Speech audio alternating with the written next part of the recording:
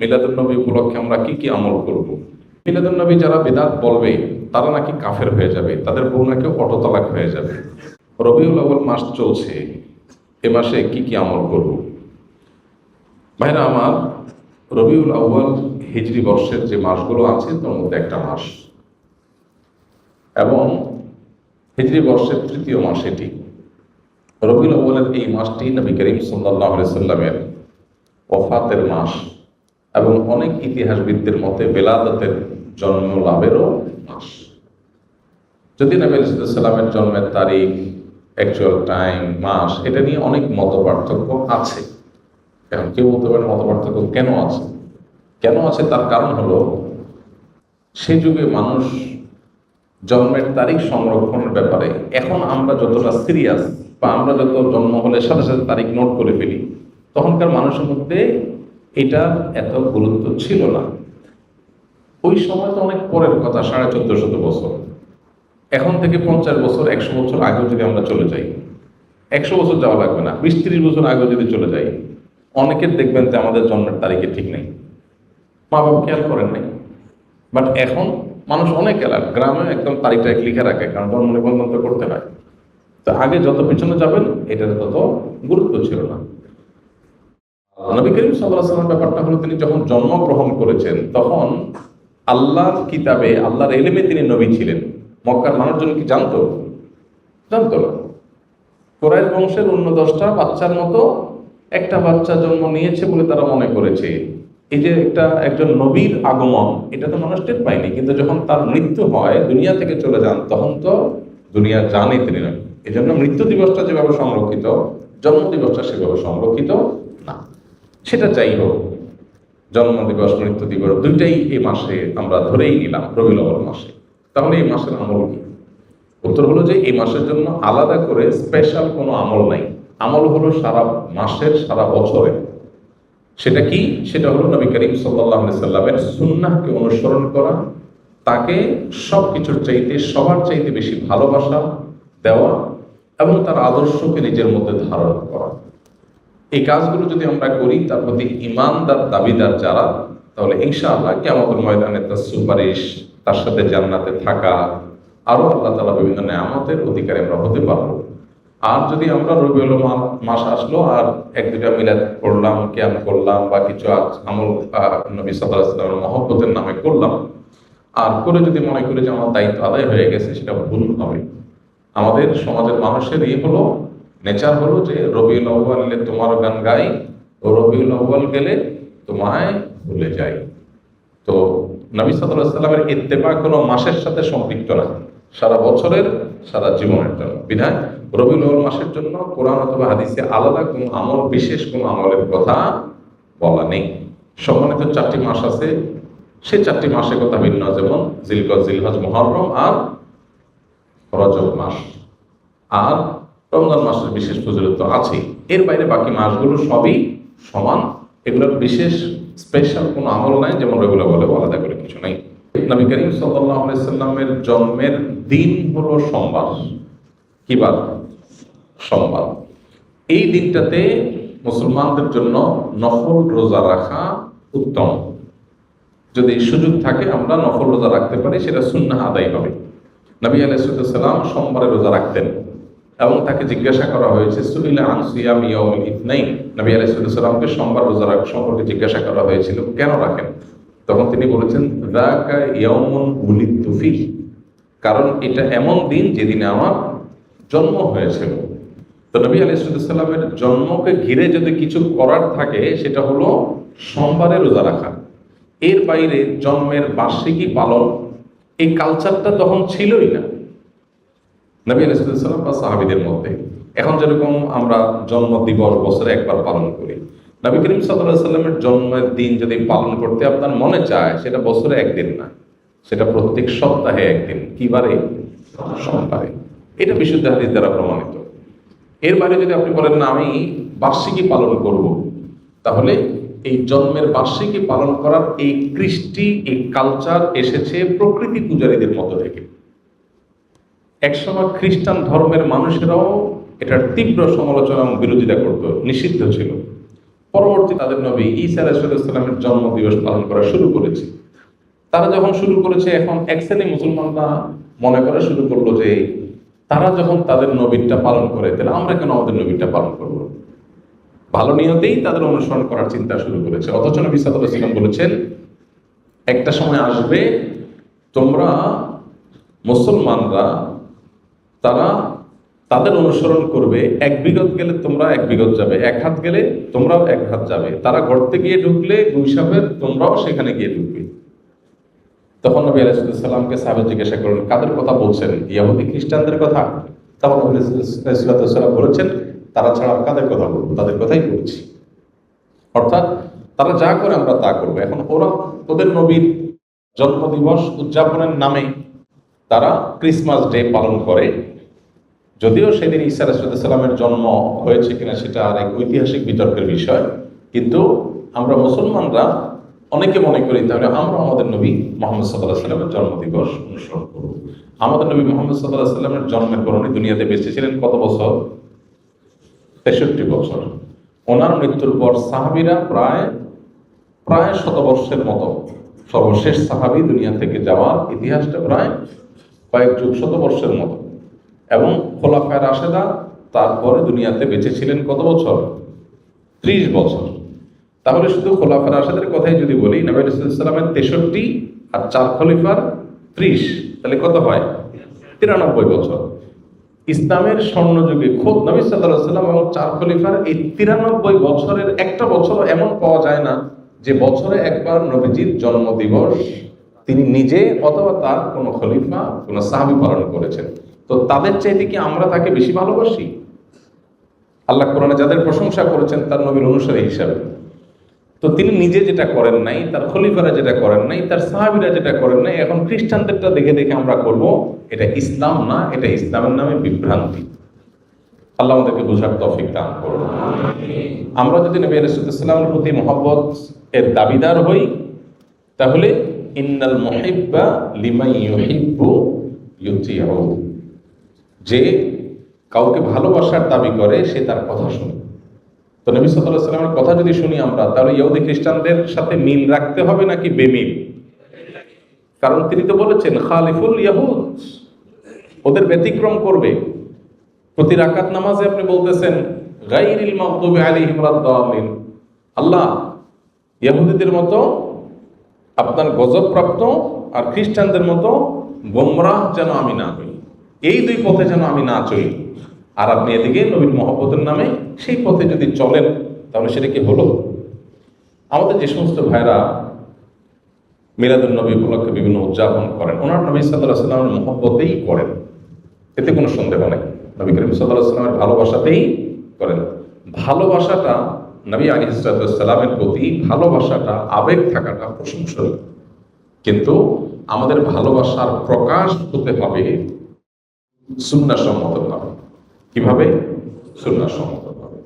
এখন অনেকে বলে যে ভাই ভালোবাসার কোনো প্রমাণ লাগে না, ভালোবাসার কোনো প্রমাণ লাগে না। তো ভালোবাসার কোনো প্রমাণ লাগে না, যা খুশি করা যাবে ভালোবেসে, এটা কথা হলো?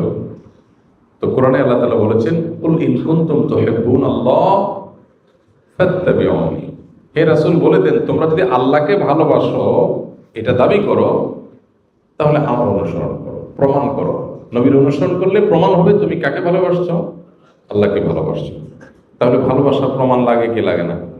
মুখে ভালোবাসার কথা বলে আপনাকে ভালোবাসি আমি, এর প্রমাণ কি? আমি আপনার সাথে 6 মাস কথা বলতেছি, হইল? ভালোবাসলে তো আমি আপনার সাথে কথা বলবো, আপনার কথা শুনবো, তাই না? তো নবী করিম সাল্লাল্লাহু আলাইহি ওয়াসাল্লাম আমাদেরকে কি বলেছেন, কি দিয়ে গেছেন? তিনি বলেছেন তারাকতু ফিকুম আমরাইন, তোমাদের মধ্যে দুইটা জিনিস রেখে গেলাম, কিতাবুল্লাহ ওয়া সুন্নাত রাসূলি, আল্লাহর কিতাব আর তার রাসূলের সুন্নাহ। এখন যদি আপনার এই কাজ যেটা নবী সাল্লাল্লাহু আলাইহি ওয়াসাল্লামের মহব্বতে করতেছেন, এটা যদি কিতাবুল্লাহ থাকে করেন, অথবা রাসূলের জীবনে থাকে তাও করেন, এই দুইটার কোনোটা নাই করবেন না। এটি হলো দ্বীন, এটা হলো ইসলাম। ইসলামের মধ্যে মন গড়া কিছু মধ্যখান থেকে প্রবেশ করলে তার নাম কি? বিদআত। আর সমস্ত বিদআতের ঠিকানা কোথায়? জাহান্নাম। নবী করিম সাল্লাল্লাহু আলাইহি ওয়াসাল্লাম পরিষ্কারভাবে বলেছেন, ইয়্যাকুম ওয়া মুহদাসাতিল উমুর ফাইন্না কুল্লা মুহদাসাতিন বিদআহ ওয়াকুল্লা বিদআতিন দালালাহ ওয়াকুল্লা দালালাতিন ফিন্নার। সমস্ত বেদাতি গুমরাহি আর সমস্ত গুমরাহি ঠিকানা জাহান্নাম। অনেকগুলো হাদিসে নবী সাল্লাল্লাহু আলাইহি ওয়াসাল্লাম আমাদেরকে সতর্ক করেছেন। এজন্য আমাদের যে ভাইরা এই বিষয়গুলো উদযাপন করেন, ওনারা নবী সাল্লাল্লাহু আলাইহি ওয়াসাল্লামের মহব্বতই করেন এবং সন্দেহাতীতভাবে এটা প্রশংসার বিষয় যে নবী সাল্লাল্লাহু আলাইহি ওয়াসাল্লামের মহব্বত আছে, কিন্তু মহব্বত অনুযায়ী কাজ করতে হবে সুন্নাহর উপর আমল করার মধ্য দিয়ে। আল্লাহ আমাকে আমাদের সব ভাই বোনদেরকে বোঝার তৌফিক দান করুন। এই বিষয়গুলো নিয়ে আমাদের মধ্যে যেন ইগোর কোনো বিষয় না হয়, যে এটা আমি একটা পক্ষ সে একটা পক্ষ, পাল্টাপাল্টি, এটা যেন না হয়। আমি যেটাকে সুন্দর সঠিক মনে করি সেটা আমি বলবো বিনয়ের সাথে। আর অন্য কোনো ভাই যদি ভিন্ন কিছু করেন তো তার প্রতি আমার মুসলিম ভাই হিসাবে আমার ভালোবাসা ঠিকই থাকবে, সিম্পাথি থাকবে যে আমার ভাই ভুল বুঝছেন। ডক্টর খন্দকার আব্দুল্লাহ জাকির রহমতুল্লাহ আলাইহি বলতেন, কোনো মানুষ যদি বেদাতে লিপ্ত হয় তো আমি তার উপরে জেদ করবো না, খুব ক্ষুব্ধ হব না, বরং আমার ভিতরে মায়া থাকবে যে আমার ভাই ভুল করছে। কিছুটা ক্ষুব্ধ, কিছুটা মনে কষ্ট হওয়া তো স্বাভাবিক, কিন্তু তাকে শত্রু বানাবো না। আমি মনে করবো আমার ভাই ভুল করছে, আমার কষ্ট লাগবে। সো এই মানসিকতা যদি থাকে তাহলে সমাজে ইনশাআল্লাহ আমরা সুন্দর থেকে সুন্দরতর সমাজ গড়ে তুলতে পারবো এবং পারস্পরিক সৌহার্দ্য তৈরি হবে। ইসলামের নামে কাদা ছড়াছড়ি অনলাইনে অফলাইনে খুবই দুর্ভাগ্যজনক বাস্তবতা। সবাই যার যার মতের সপক্ষে যুক্তি আলোচনা করতেই পারেন, কিন্তু অন্যের প্রতি শ্রদ্ধা থাকা দরকার একজন মুসলমান হিসাবে। অন্তত এই ঈদ মিলাদুন নবী যারা বিদআত বলবে তারা নাকি কাফের হয়ে যাবে, তাদের বউ নাকি অটোতালাক হয়ে যাবে। মূলত যারা এই টাইপের কথা বলেন ওনাদের মূল দাবিটা থাকে এরকম যে নবীর যদি কেউ দুশ্মন হয়, নবীর দুশ্মনী করে, নবী সাল্লাল্লাহু আলাইহি সাল্লামের প্রতি যদি কেউ গোস্তাখি করে, বেয়াদবি করে, অমর্ণাকার কিছু করে, তাহলে তো ঈমান চলে যাবে, ঈমান গেলে তো বউ তালাক হয়ে যাবে। এখন কথা হলো যে মিলাদুন নবী না করলে কি নবীর অবমাননা করা হয় বা নবীকে অসম্মান করা হয়, নবীর সাথে বেয়াদবি করা হয়, নাকি নবী আলাইহিস সালামের আনুগত্যকে অক্ষরে অক্ষরে মানতে গিয়ে করা হয় না? তো নবী করিম সাল্লাল্লাহু আলাইহি সাল্লামকে আনুগত্য করতে গিয়ে যদি সে এটা থেকে বেঁচে থাকে, কারণ আয়েশা রাদিয়াল্লাহু আনহা বলেছেন, মান আহাদাসা ফি আমরিনা মা লাইসা মিনহু ফাহুয়া রাদ, যে ব্যক্তি আমাদের দ্বীনের বিষয়ে কোনো কিছু নতুন সৃষ্টি করলো যেটা দ্বীনের অংশ না, সেটা বাতিল, সেটা বাদ দিয়ে রাখতে হবে। তো সেজন্য যদি কেউ জন্মদিবস পালনের কালচারকে যদি কেউ অ্যাভয়েড করে, যে নবীজি নিজেও করেন নাই, সাহাবীরাও করেন নাই, খোলাফায়ে রাশিদুনও করেন নাই, সেটা আমি কেন করতে যাব, এই জায়গা থেকে কেউ যদি বিরত থাকে সে বরং সাচ্চা মুসলমান হওয়ার দলিল হবে। বাকি নবীর দুশ্মনী করলে তার জন্য এই কথা ঠিকই আছে, কিন্তু কেউ মিলাদ না পড়া মানে সে নবীর দুশ্মন, এটা তো বড় মুশকিল কথা। এখন ব্যাপারটা কেমন হয়ে গেল, একটা উদাহরণ দিয়ে ছোট করি। ধরেন আমি আপনাকে বললাম যে আপনি যদি ভালো মানুষ হয়ে থাকেন তাহলে আমাকে একটা চা খাওয়ান। একটা উদাহরণ জাস্ট বোঝার জন্য। আপনি চাটা খাওয়ালেন না, না ভাই আপনার চা খান, তাহলে আপনি তো খারাপ মানুষ। আমি একটা ক্রাইটেরিয়া সেট করলাম ভালো মন্দের করে, ওইটা দিয়ে আমি ভালো খারাপ সার্টিফিকেট দেওয়া শুরু করে দিলাম। কেমন হলো বিষয়টা? এখন আমি মিলাদুন নবী উদযাপন করি, বলি, করি, এটাকে ভালো মনে করি। এখন এইটা একটা আমার কাছে ক্রাইটেরিয়া, আমি এটা দিয়ে বললাম মিলাদুন নবী করেন, আপনি করেন না, নবীর দুশমন। ব্যাপারটা এরকম হয়ে গেল না?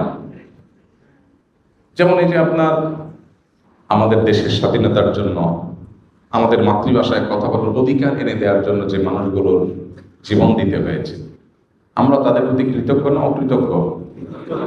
কৃতজ্ঞ। মাল্লাম ইয়াশকুরিন নাস লাম ইয়াশকুরিল্লাহ। বান্দা শুকর আদায় না করলে আল্লাহ শুকর আদায় হয় না। তো যাদের মাধ্যমে আমরা দেশ পেয়েছি, মায়ের ভাষায় কথা বলার অধিকার পেয়েছি, তাদের প্রতি জুলুম হয়েছে, আমরা অবশ্যই তাদের প্রতি কৃতজ্ঞ। কৃতজ্ঞতা আদায় করে আমরা তাদের জন্য মনের ভেতর থেকে দোয়া করি, আল্লাহ আপনি তাদেরকে মাগফিরাত দিয়ে জান্নাতের আলা মাকাম দান করেন। এখন আপনি বলতেছেন ভাই আমি আমাদের স্বাধীনতা যুদ্ধে শাহাদাত বরণকারী মানুষদের জন্য, ভাষা আন্দোলনের শাহাদাত বরণকারী মানুষদের জন্য একটা আলোচনা অনুষ্ঠান করব। এখানে 5 লাখ টাকা খরচ হবে, আপনি 10,000 টাকা দিবেন চাঁদা। খরচ থেকে আসবে, খরচের জন্য দিবেন। আপনি দিলেন না, আমি বললাম আপনি স্বাধীনতা বিরোধী, আপনি দেশ বিরোধী, চাঁদা দেন নাই। কিসের জন্য? স্বাধীনতা যুদ্ধে শাহজাহানকারীদের প্রোগ্রামের জন্য। ভাই আপনি এটা ক্রাইটেরিয়া সেট করে যদি আমাকে বলেন যে ভাই আপনার ভিতরে দেশপ্রেম নাই, কেন? কারণ আপনি বেদিতে ফুল দিতে যান নাই। ভাই আপনি তো বেদিতে ফুল দিতে গেছেন, আমি তো দোয়া করছি, ফুল দিয়েছেন যে এটা কি শহীদের কবরে গেছে, কিন্তু আমার দোয়াটা তো তার কাছে যাবে, তো কাজের কাজটা তো আমি করলাম। এখন আপনি আমার বলছেন ভাই দেশপ্রেম নাই, কেমন হবে জিনিসটা? ঠিক একইভাবে মিলাদুন নবী কেউ পালন করছেন নবী করিম সাল্লাল্লাহু আলাইহি ওয়াসাল্লামের মহব্বতে, আপনি করছেন, এখন বলতেছেন ভাই এইটা না করলে নবীর দুশমন। কেমন হয় এগুলো জিনিসটা? আপনি একটা ক্রাইটেরিয়া সেট করে ওইটা দিয়ে নবীর দুশমন সবাইকে মাফ করছেন, এটা সঠিক না। আল্লাহ আমাদের ভাইদেরকে বোঝার তৌফিক দান। পবিত্র ঈদ মিলাদুন নবী সাল্লাল্লাহু আলাইহি সাল্লাম উদযাপন করা যাবে কিনা, অনেকে এটাকে জায়েজ মনে করে। এখানে আপনার অভিমত কি? দেখুন, আমি অভিমত না দিয়ে কয়েকটা প্রশ্ন রাখবো, অর্থাৎ প্রশ্নের উত্তরে আবার পাল্টা প্রশ্ন আমি ছুড়ে দিতে চাই, বিশেষ করে যাদের এটা নিয়ে সত্যিই জানার আগ্রহ আছে। অনেকে তো প্রশ্ন লেখেন জানার জন্য না, প্রশ্ন লেখেন হলো ওনার পক্ষের মতটা বের করে আনার জন্য। আমি বলতে চাই যে সাধারণত আমরা সাধারণ মানুষরা যে হুজুরের ভক্ত, আমরা তার কথা শুনি। যে হুজুর মিলাদুন নবীর পক্ষের, তার ভক্তরা মিলাদুন নবীর পক্ষে কথা বলে এবং সেরকম দলিল খুঁজে বের করে সোশ্যাল মিডিয়াতে সেটা নিয়ে লেখালেখি করে। আর যে হুজুর মিলাদুন নবীর বিপক্ষে, ওনার ভক্তরা মিলাদুন নবীর বিপক্ষে তারা ক্যাম্পেইন করে, কাজকাম করে। আমার কথা হলো যে আপনি হুজুরদের পক্ষ বিপক্ষ না নিয়ে কয়েকটা প্রশ্নের উত্তর খোঁজার জন্য আপনি নিরপেক্ষভাবে চেষ্টা করেন। আপনি নিজে একটু সচেতনভাবে, সতর্কভাবে, অনুসন্ধানের দৃষ্টি নিয়ে এই প্রশ্নগুলোর উত্তর খোঁজার চেষ্টা করেন। আপনি শুধু উত্তর খোঁজার যদি সিরিয়াস চেষ্টা শুরু করে দেন এবং নিরপেক্ষভাবে চেষ্টা করেন, আমার বিশ্বাস যে আপনাকে আল্লাহ তাআলা হেদায়েত এবং সঠিক পথ যেটাই সেটা আল্লাহ তাআলা আপনাকে দেখিয়ে দিবেন। শর্ত হলো আপনি আগে গিয়ারটা নিউট্রালে এনে তারপরে খুঁজতে হবে। আমরা যারা গাড়ি চালাতে জানি তারা জানি যে গিয়ার, আপনার ম্যানুয়াল গিয়ার সাধারণত গাড়ি, এটা আপনার নিউট্রালে থাকার পর স্টার্ট দিলে গাড়ি স্টার্ট হবে। গিয়ার একটা দিয়ে রেখে দিয়েছেন আগে, এরপর আপনি স্টার্ট দিচ্ছেন, তাহলে গাড়ি কি হবে না? স্টার্ট হবে না, গাড়ি দৌড় দিবে, লাফ দিবে, সেটা সঠিকভাবে সার্ভিস দিবে না। এখন আপনি নিজে আগে মিলাদুন নবীর পক্ষের অথবা বিপক্ষের একটা গ্রুপের থেকে এরপরে বলতেছেন হ্যাঁ এই ব্যাপারে আপনি কি বলেন, কোরআন হাদিসে কি আছে, আপনি জানার চেষ্টা করছেন। এইভাবে আপনি আসলে সত্য জানতে পারবেন না। সত্য জানতে হলে আপনাকে নিউট্রালে থাকতে হবে, যে ঠিক আছে আমি এটা নিয়ে অনুসন্ধান চালাই, পড়াশোনা করি, স্টাডি করি, এবং আমার স্টাডির পর নিরপেক্ষভাবে সত্যিটা জানার জন্য আমি চেষ্টা করি। আল্লাহ তাআলার কাছে দোয়া করি আল্লাহ যেন আমাকে হেদায়েত করেন, গাইড করেন, তাহলে আপনি ইনশাআল্লাহ সঠিক পথ পাবেন। এবার আসেন প্রশ্নগুলো কি কি। এক নম্বর প্রশ্ন হলো, নবী করিম সাল্লাল্লাহু আলাইহি সাল্লামের যেদিন জন্ম হয়েছে, মিলাদুন নবী মানে হলো নবী সাল্লাল্লাহু আলাইহি সাল্লামের জন্ম, এটাকে কেন্দ্র করে উদযাপন, আনন্দ ইত্যাদি। প্রশ্ন হলো, নবী করিম সাল্লাল্লাহু আলাইহি সাল্লামের যে তারিখে জন্ম হয়েছে সেই তারিখটা কি চূড়ান্ত এবং অবিতর্কিত কিনা, অর্থাৎ অমুক তারিখে তিনি জন্মগ্রহণ করেছেন, ইতিহাসবিদগণ এ ব্যাপারে একমত কিনা, বা হাদিস গ্রন্থগুলোতে এটা সুস্পষ্ট আসছে কিনা, এটা আপনি একটু জানার চেষ্টা করেন। আপনি যদি খোঁজ করেন, অনুসন্ধান চালান, তাহলে কিন্তু আপনি জানতে পারবেন, জানতে আপনার কষ্ট হবে না খুব বেশি, যে আসলে নবী সাল্লাল্লাহু আলাইহি সাল্লামের জন্মের তারিখটা এটা চূড়ান্ত কি চূড়ান্ত না। আপনি যদি অনুসন্ধান করেন, আপনি দেখতে পাবেন যে নবী সাল্লাল্লাহু আলাইহি সাল্লামের জন্মের এক্সাক্ট তারিখ নিয়ে ইতিহাসবিদদের মধ্যে নানা রকমের মত আছে। তাহলে কিভাবে আপনি চূড়ান্তভাবে একটা দিনকেই নিশ্চিত করে ধরে সেদিনকে আপনি উদযাপনে যেতে পারেন? নাম্বার এক, আপনি খোঁজার চেষ্টা করেন যে ওনার জন্মের তারিখটা এটা কি সুনির্ধারিত, অবিতর্কিত, নাকি এটা নিয়ে নানা মত আছে, আপনি একটু পড়াশোনা করার চেষ্টা করেন। নাম্বার দুই, নবী করিম সাল্লাল্লাহু আলাইহি সাল্লামের জন্মের তারিখটাকে তিনি নিজে উদযাপন করেছেন কিনা প্রতি বছর, এটা আপনি একটু জানার চেষ্টা করেন। তিনি যদি নিজে নিজের জন্ম উদযাপন না করেন, তাহলে তার সিনিয়র সাহাবি যারা, চার খলিফা আরও যারা আছেন, এই সমস্ত সাহাবিরা কেউ যারা নবী সাল্লাল্লাহু আলাইহি ওয়াসাল্লামকে সবচেয়ে বেশি ভালোবাসতেন, নবী সাল্লাল্লাহু আলাইহি ওয়াসাল্লামের ভালোবাসার দোহাই দিয়েই তো আমরা এটা করি, তো তারা যারা নবী সাল্লাল্লাহু আলাইহি ওয়াসাল্লামকে এর ভালোবাসায় যারা উত্তীর্ণ হয়ে গেছেন, ভালোবাসায় যারা প্রমাণিত, তার আশেকে রাসূল বলি, যেটাই বলি আমরা তথাকথিত, এই জায়গাটায় যারা ইতোমধ্যে প্রমাণিত হয়ে গেছেন, সেই সাহাবীরা যাদেরকে কোরআনে আল্লাহ সার্টিফিকেট দিয়েছেন নবী সাল্লাল্লাহু আলাইহি ওয়াসাল্লামের আনুগত্যের ব্যাপারে, ভালোবাসার ব্যাপারে, সেই মানুষগুলো নবী করিম সাল্লাল্লাহু আলাইহি সাল্লামের জন্ম দিবস উদযাপন করেছেন কি করেন নাই, আপনি এই বিষয়ে একটু খোঁজ নেন, তথ্য উপাত্তগুলো ভেরিফিকেশন করেন, যাচাই করেন। তৃতীয়ত হলো যে জন্মদিবস উদযাপনের এই কালচার কোত্থেকে আসছে, আপনি এটাও জানার চেষ্টা করেন। আপনি যদি এটা নিরপেক্ষভাবে এটা শুরু কোত্থেকে আসে দেখেন, আপনি দেখবেন এটা অগ্নিপূজক, প্রকৃতি পূজারী তাদের কাছ থেকে আসছে।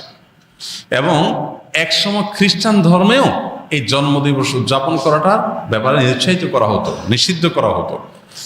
পরবর্তীতে তারা নিজেরা আবার ওই প্যাগানদের দ্বারায়, প্রকৃতি পূজারীদের দ্বারা প্রভাবিত হয়ে তারাও তাদের নবীর জন্মদিবস উদযাপন শুরু করেছেন।